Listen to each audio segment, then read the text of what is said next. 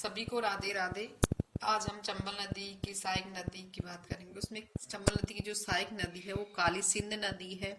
आहू नदी काली सिंध की सहायक है और परवन भी काली सिंध की सहायक नदी है और काली सिंध चंबल की सहायक नदी है।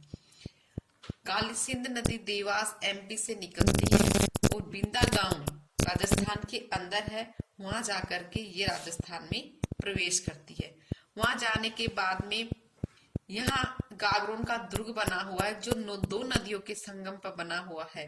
एक नदी का नाम है आहू नदी और एक नदी है काली सिंध नदी। जो काली सिंध नदी जा रही है वो है और आहू नदी सुसनेर एमपी से निकलती है। वहां से निकलने के बाद ये नंदपुर राजस्थान के झालावाड़ जो जिला है वहां जाकर राजस्थान में प्रवेश करती है। वहां जाने के पश्चात ये नदी गागरोन का दुर्ग बना हुआ है इस नदी पर जो काली सिंध और आहू नदी के संगम पर बना हुआ है।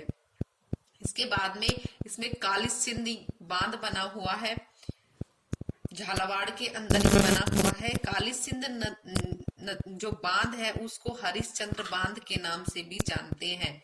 दूसरा बांध बना हुआ है इस पे नौनेरा जो दिगोट कोटा में बना हुआ है। फिर ये नदी नवनेरा कोटा में जाकर चंबल में मिल जाती है। इसकी एक सहायक नदी और है, उस नदी का नाम है परवन नदी। परवन नदी जो है विंध्याचल पर्वत से निकलती है, एमपी के अंदर से निकलती है। एक इसकी जो परवन नदी की जो सहायक नदी है उस नदी का नाम है काली खांड नदी। काली खांड नदी और परवन नदी के संगम पर एक दुर्ग बना हुआ है। उस दुर्ग का नाम है मनोहर दुर्ग। मनोहर थाना दुर्ग है जो काली खांड और परवन नदी के संगम पर बना हुआ है। परवन नदी दोनों नदियों के मिलने के पश्चात ये मनोहर थाना राजस्थान में जाकर के प्रवेश करती है।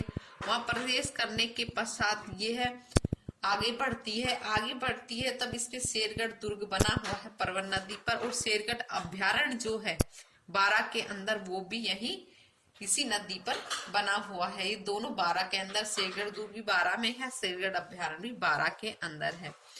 ये नदी यहाँ से बहने के पास आगे जाती है और बारा के अंदर क्या करती है ये उसमें काली खांड नदी में मिल जाती है। इसमें मिलने के पास ये आगे बढ़ती है और नवनेरा कोटा में जाकर चंबल में मिल जाती है। यह आपको ध्यान रखना है कि इसकी कौन सी सहायक नदियां हैं, कौन सी सहायक नदियां नहीं है, ये कौन से बंगाल की खाड़ी में जाकर गिरती है। ये सारी जितनी भी नदियां हैं सारी ये टोटल नदियां जाकर के क्या करेगी, बंगाल की खाड़ी में जाकर के गिर जाएगी।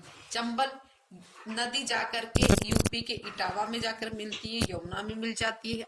यमुना में फिर ये आगे बढ़ती है और बंगाल की खाड़ी में जाकर मिल जाती है।